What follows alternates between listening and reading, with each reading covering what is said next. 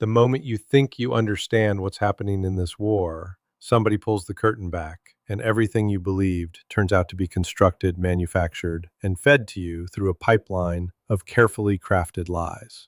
And that's exactly what we need to talk about today, because what's unfolding right now is not what you're being told. And the gap between reality and the narrative has never been wider or more dangerous. Let me start with something that will make you question every headline you've read in the last 2 years. There are people sitting in comfortable offices right now collecting paychecks whose entire job is to make you believe that a massive military power is somehow losing to a country that, according to those same storytellers, has been running out of ammunition, weapons, money, and manpower since the very beginning of this conflict. Think about that for a second. They told you Russia was running out of missiles in the first few months. Then they told you Russia was economically destroyed. Then they told you the sanctions were crippling everything. And yet every single week we hear about another massive strike, another wave of attacks, another round of destruction raining down. So either Russia found a magic missile factory somewhere, or somebody has been lying to you from the very beginning. Here's what the actual picture looks like when you strip away the theater. The strikes haven't stopped. They haven't slowed down. In fact, they've escalated in scope and precision. Every week, the language used to describe them gets more dramatic, bigger, more coordinated, more devastating. Power plants are going down. Fuel stations in eastern regions are being systematically eliminated. The logistics network that keeps a fighting force alive, the roads, the fuel, the supply lines, all of it is being methodically dismantled, piece by piece. This isn't the behavior of a military that's struggling. This is the behavior of a military that's executing a long game with patience and industrial capacity that the Western narrative simply refuses to acknowledge. And that's the key word here, industrial capacity. Because when you understand what that phrase actually means in the context of war, everything else starts to make sense. During one of the early negotiation attempts, a Russian representative reportedly looked across the table at the Ukrainian side and said something that should have sent chills down every spine in the room. He referenced a conflict from the past that lasted 26 years and said, "That was nothing for us. We are prepared to do this for as long as it takes. Are you?" Now, whether you agree with Russia's position or not, that statement reveals a strategic mindset that the West has completely failed to account for. This is not a country that is improvising. This is a country that planned for a long war, built the infrastructure for a long war, and is now executing that long war exactly as designed. Contrast that with what we've seen from the United States in its recent military action against Iran. 30 days of strikes, a fraction of what Russia has sustained in Ukraine over years, and yet we're supposed to believe that America is the unstoppable military juggernaut and Russia is somehow the bumbling, stumbling, failing power. Iran, by the way, is roughly 2 to 3 times the size of Ukraine. So when you compare the scale of what Russia has done to Ukraine versus what the United States did to Iran over 30 days, the picture that emerges is not flattering for Washington. Dramatic explosions make great television. They create the illusion of decisive action. But as history keeps proving, visuals of fire and destruction don't always translate into the elimination of capability. Iran's ability to project power wasn't eliminated, and Ukraine's ability to resist while being degraded has not collapsed. Yet. And here's where things get genuinely alarming, because the trajectory matters more than the snapshot.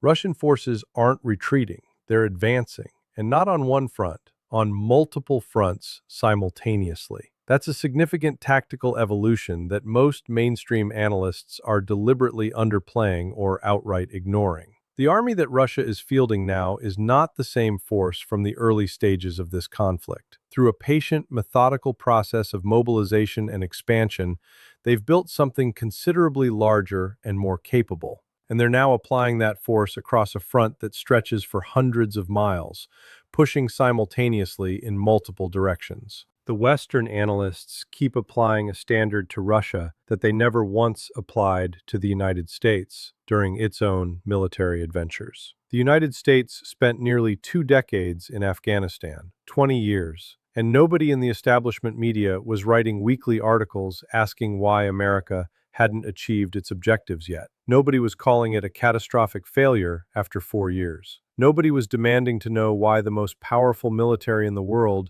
couldn't subdue one of the poorest countries on earth. But Russia gets 4 years into a conflict against a country that is being supplied, funded, and militarily supported by the entire NATO alliance, and suddenly the clock is ticking. And every day without total victory is proof of Russian weakness. The intellectual dishonesty here is so staggering, it would be funny if the consequences weren't so deadly. Now let's talk about the oil situation, because this is where the story gets really interesting and really uncomfortable for a lot of people in power. Most people don't think about the difference between light crude and heavy crude. Most people assume oil is oil, but it isn't. And this distinction has become one of the most consequential economic realities of the current moment. Light crude is great for making gasoline. Heavy crude is what you need to make diesel and aviation fuel. Those two products run the world. Diesel runs the trucks that move your food. Diesel runs the farm equipment that grows your food. Aviation fuel keeps the planes in the air. And the United States is not self-sufficient in heavy crude. It has to import it. So when the Strait of Hormuz effectively shut down, the clock started ticking immediately. And here's what's fascinating about the timeline. Those massive tankers, the very large crude carriers that were already on the water when the strait closed, took roughly 40 days to reach their destinations in the United States. Do the math from the closure date forward, and you land almost exactly on the day that the first ceasefire was announced. That is not a coincidence. That is a country running out of options and pretending it's a diplomatic achievement. A leader saying publicly that there would be severe economic consequences in 4 weeks if the oil situation didn't resolve itself isn't strategic communication. That's a man who's been told by his advisors that the clock has run out and something has to give. And the Strategic Petroleum Reserve, which exists precisely for moments like this, has reportedly dropped to its lowest level in decades. We're talking about the lowest point since the year it started being filled. When you're drawing down your emergency reserve at that rate, you're not winning an energy standoff. You're surviving one. Barely. And the trickle of oil that started moving again after the agreement was signed is going exactly where the buyers with long-term relationships are, which is Asia. It's not flowing in meaningful quantities to the United States or Europe. So the crisis hasn't been resolved. It's been paused, slightly, conditionally, and at a price that hasn't been fully disclosed to the public yet. And then there's helium. Most people, when they hear helium, think of birthday balloons or that trick where you inhale some and talk like a cartoon character. But helium is a critical component in the manufacturing of computer chips and memory. Without helium, you can't make the semiconductors that run everything from your phone to your car to the servers that power the internet. And a major source of global helium supply was effectively removed from the market as a result of the conflict in the region. 40% of the world's supply, gone. The ripple effects are already showing up in consumer electronics pricing. Smartphones getting more expensive, laptops getting more expensive, and the available supply of chips is being prioritized for artificial intelligence infrastructure, which means consumer products are getting pushed to the back of the line. This is not some abstract geopolitical footnote. This is something that is going to show up in your wallet whether you follow any of this or not.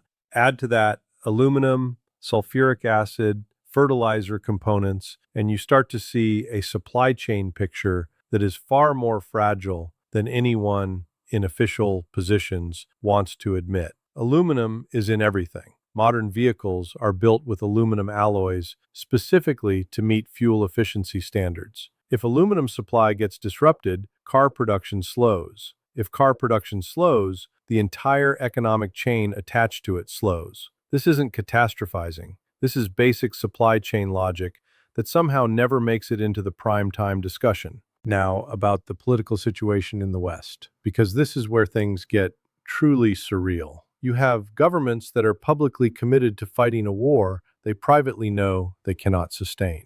The political leadership in several European capitals has reportedly acknowledged in private conversations that sending troops to fight would immediately collapse their governments. The people don't want it. The political will doesn't exist. And yet the public posture remains one of absolute resolve and unwavering commitment. This is the definition of a bluff, and it's a bluff that the other side has figured out. The discussion around Article 5, the Mutual Defense Clause that is the supposed backbone of the entire NATO alliance, reveals the same problem. Every member country's legislature would have to authorize a war footing. And when you look at the political reality in country after country, the populations are exhausted, skeptical, and deeply unwilling to send their children to die in a conflict that many of them don't fully understand. One analyst reached out to multiple European leaders and asked them point blank how many soldiers they would send. The answer from every single one of them was effectively zero, because their governments would fall the next day if they tried. So the alliance exists on paper. It exists in speeches. It exists in press conferences. But when you get to the reality of what happens when a real decision has to be made, it evaporates. And here is where you need to understand the concept of strategic perception. There's a school of thought, represented by serious analysts, not fringe voices, that the West has lost its credibility as a deterrent. Not because it lacks weapons, not because its armies aren't capable on paper, but because the other side has concluded that the political will to use those weapons simply doesn't exist. And when deterrence breaks down at the level of political will, the only way to restore it is through an action so undeniable, so impossible to spin away, that the calculation changes. That's a genuinely frightening place to be, because the steps required to restore credibility once it's been lost tend to be very large, very costly, and very difficult to control once they begin. The Russian positioning in all of this is worth examining carefully and honestly. They don't want a wider war. That's been consistent in their communication for years. But there's a growing recognition, expressed openly by senior figures, that they may not have the luxury of avoiding one. When a country calculates that it's going to be confronted with a continued escalatory pressure, regardless of what concessions or restraint it shows, the strategic logic of preemption or expansion becomes more compelling. We're not there yet, but the direction of travel is not reassuring. And while all of this is happening at the macro level, there's a domestic political dimension that deserves serious scrutiny. The bureaucratic incoherence in Washington right now is remarkable. You have different departments pulling in different directions. The Treasury doing one thing, the intelligence apparatus doing another, the defense establishment operating on multiple tracks simultaneously, some of which directly contradict each other. This is not a functioning strategic apparatus. This is a collection of institutional interests fighting each other while pretending to execute a coherent foreign policy. And the rest of the world, including the adversaries, can see it clearly, even if the domestic audience cannot. The propaganda machine around Ukraine is now operating in increasingly obvious desperation mode.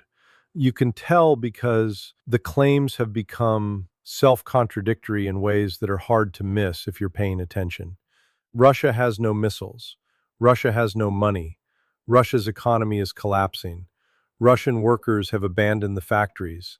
And yet, Russia just recorded some of its largest oil export numbers in recent memory. And yet, Russia is executing a military campaign across a massive front with increasing precision and force. These two realities cannot coexist. Either the economic devastation story is false, or the military capability story is false. They cannot both be true simultaneously. The cemeteries don't lie. If you could overlay the satellite imagery from before this conflict began and map how much the burial grounds across Ukraine have expanded, the picture of actual human cost would be undeniable. But that data doesn't appear in the mainstream narrative because it would require an honest accounting of what this war has actually done to the Ukrainian people. The losses have been staggering, and the continuation of this conflict doesn't protect those people. It continues to consume them. Here's what all of this points toward when you assemble it honestly. A war that was started with political objectives, that came close to a negotiated resolution before outside interference pushed it back toward violence, is now in its endgame.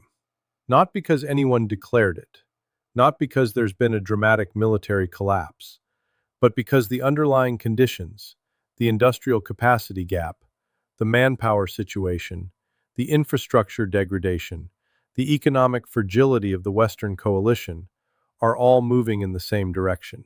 And the direction is toward a conclusion that the people who have been funding and promoting this conflict did not want, and are now scrambling to avoid acknowledging. The timing of any resolution, and there will be one, will be determined largely by economics. When the fuel situation becomes untenable in Europe, when the supply chain disruptions become visible to ordinary households in ways they can't be explained away, when the political cost of continuing exceeds the political cost of stopping, that's when the conversation changes. And based on the data points that are already visible, that moment is closer than the official narrative is willing to admit. What you're watching right now is the gap between the story being told and the reality being lived closing. Slowly, unevenly, with a lot of noise and distraction in between, but closing nonetheless.